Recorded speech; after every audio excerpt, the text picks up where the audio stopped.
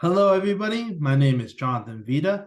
This is my Bio 1010 presentation, and it's on sickle cell anemia. Sickle cell anemia, also known as SCA, is a disease that is produced from unusual amounts of hemoglobin that attaches with other irregular hemoglobin molecules inside the red blood cell. This causes the red blood cell to deform and stiffen and become hard. Regular hemoglobin molecules do not form clumps, which allows the red blood cells to take on a round shape. The substitution mutation causes the hemoglobin molecules to become prolonged shaped rods that causes the deformation of the red blood cell. So the etiology. All right. In 1957, Vernon Ingram discovered that sickle cell anemia was caused by a single amino acid substitution at position 6 of the hemoglobin chain. In 1963, Goldstein and his fellow scientists found out that this amino acid substitution arose from a single base change from adenine to thymine at codon 6, which is also known as RS334. Sickle cell anemia therefore has always been at the forefront of molecular medicine and arguably launched the whole field of human molecular genetics because of this disease genetic simplicity being caused by a single change in a single gene. For a baby to be born with sickle cell anemia, both parents must carry the sickle cell trait. Gene sequencing is a form that AI uses to determine if someone has sickle cell anemia. All right, the demographics. Sickle cell anemia was identified in Africa for multiple generations, but was not formally introduced into Western literature until November 1910, when James B. Herrick reported a case of anemia through microscopy of a dental student from Brenda. The traits of sickle cell anemia protects the host from side effects of malaria, and because of those benefits, it has been increasing the populations to carry the traits of sickle cell anemia in areas like Africa, India, the Middle East, and the Mediterranean basin. Around 40% of the people in African countries have the sickle cell trait. In third world countries, around 90% of the children with sickle cell do not survive to adulthood. All right. Around 1,000 children in Africa are born with sickle cell every day, and half of those children will die before the age of 5.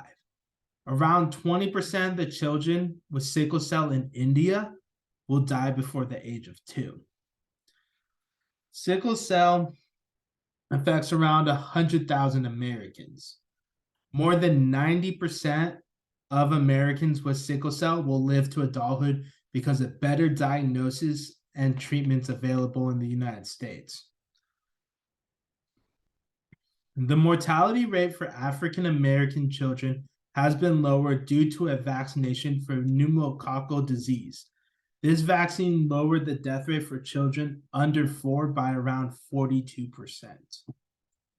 All right. So the anatomy part, the anatomy of the sickle cell. All right. Red blood cells are normally round shaped and flexible, so they move easily through blood vessels. In sickle cell anemia, some red blood cells are shaped like sickles or crescent moons. The sickle cell also becomes rigid and sticky, which can slow or block blood flow. This change in the shape of the blood cell prevents other cells from passing through the small vascular channels and cause massive congestion in the blood vessels. All right, the physiology and symptoms. The earliest sickle cell anemia can appear in infants is 4 months, but they usually show up around 6 months in infants. Sickle cell anemia affects the shape of blood cells, which prevent the cell from delivering oxygen through the body, which can cause a bunch of symptoms, which we will see on the next slide. All right, so some of the symptoms that sickle cell anemia uh, can cause. So it can cause episodes of pain, which are also known as pain crises. This is one of the major symptoms for sickle cell anemia. The pain is caused by the crescent-shaped red blood cell blocking the flow of tiny blood vessels to the chest, abdomen, and joints. Depending on the person, the intensity can vary from being a few hours to a couple of days and can be severe enough to go to the hospital. Some of the teens and adults that have chronic pain can cause bone damage, ulcers, and other types of symptoms. The next is the swelling of the hands and the feet. This is from the sickle cell shaped red blood cells blocking the blood circulation in the hands and feet. It can cause delay in growth or puberty. This is because the red blood cells provide the body with oxygen and nutrients needed for growth, and a shortage of red blood cells can slow growth in infants and children and delay puberty. Anemia, this is where the sickle cell breaks easily and then dies. The red blood cell tends to live around 120 days, but the sickle cell typically die between 10 to 20 days, which causes a massive shortage of red blood cells. The body doesn't receive enough oxygen because of this, which causes fatigue in the person. There's frequent infections. Sickle cells can damage the spleen, increasing vulnerability to infections. Infants and children with sickle cell anemia commonly receive vaccinations and antibiotics to prevent potentially life-threatening infections. And lastly, it can cause vision problems. Tiny blood vessels that supply the eyes can become plugged with sickle cells. This can damage the retina, the portion of the eye that processes the visual images, and this can lead to vision problems. So not only are there symptoms, but there's also complications. Some of the complications are stroke. This is because the sickle cell blocks the blood flow to an area of the brain. There's acute chest syndrome, which is a lung infection or sickle cells blocking blood vessels in the lung, and this can be life-threatening. There's organ damage. It's because the sickle cells block the blood flow to organs and they're deprived of blood and oxygen. There's blindness because they block the blood supply, the blood vessels to the eyes. And then there's leg ulcers. Sickle cell anemia can cause painful open sores in legs and much, much more. All right, so diagnosis and treatment and AI. All right, a way to diagnose for sickle cell anemia is gel-based or capillary electrophoresis that use genetic sequencing. A blood test can also check for a form of hemoglobin that underlines sickle cell anemia. In the United States, this is the blood test is part of a routine for newborn screening. Adults, they take the blood sample drawn from a vein in the arm. In young children and babies, the blood sample is usually collected from a finger or heel. The sample is then sent to a lab that is screened for the hemoglobin.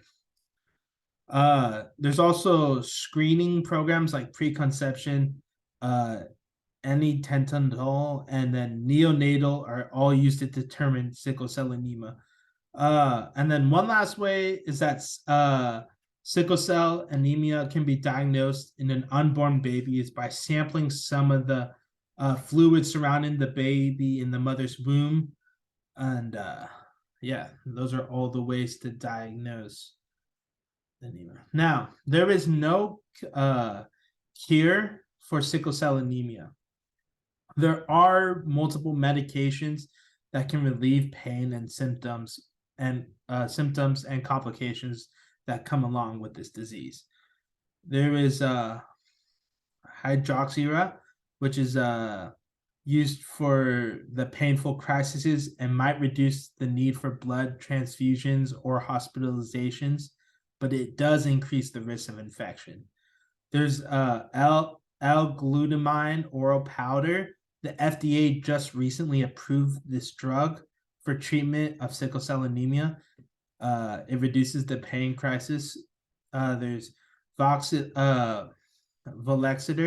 This drug is used to treat sickle cell disease in adults and children older than 12. And then there's pain relieving medications that doctors can prescribe in forms of like narcotics and such. All right. So there's lastly, there's some surgical and other procedures that can be performed. There's blood transfusions. These are usually treated to prevent complications like the stroke. In a red blood cell transfusion, red blood cells are removed from the supply of the donated cell and then given through a vein to a person with sickle cell anemia. This increases the amount of normal red blood cells, which helps reduce the symptoms and complications. For the stem cell transplant, this is also known as bone marrow transplant. This procedure involves replacing bone marrow affected by sickle cell anemia when healthy bone marrow from a donor. The procedure usually needs a matched donor, such as a sibling or like a family member. There are major risks associated with this transplant. So it's usually for children who have significant symptoms or complications. And it is, in fact, the only known cure for sickle cell anemia. But there are clinical trials that are ongoing right now using stem cell research or stem cells transplant in adults and gene therapies.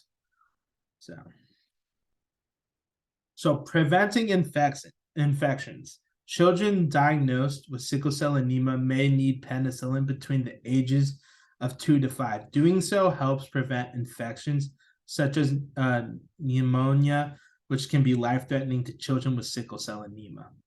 Adults who have sickle cell anemia might need to take penicillin through their whole life if they have pneumonia or surgery to remove the spleen. Childhood vaccinations are important for preventing diseases in all children. They're even more important for children with sickle cell anemia because the infections can be severe.